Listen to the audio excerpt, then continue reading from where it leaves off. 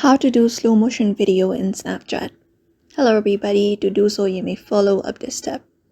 Open up Snapchat, and then once you open up Snapchat, what you can do is simply go ahead and record up a video normally. And once the video is recorded, what you can do is tap on the three dot at the top and edit. Or you can simply go ahead and record a video. This one is something I've selected.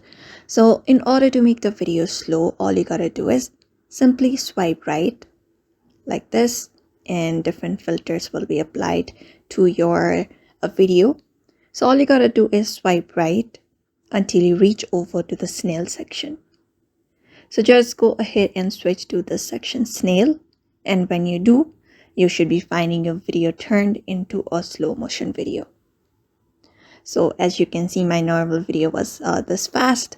When I turned it into snail, this one, my video slightly turned slow. So all you gotta do is simply apply up this effect, and when you do, your video should be slow on Snapchat. So that's it for now. You may follow this method. So I hope this video was helpful. Give it a thumbs up and subscribe for more tips and tutorials, and we will see you on the next one.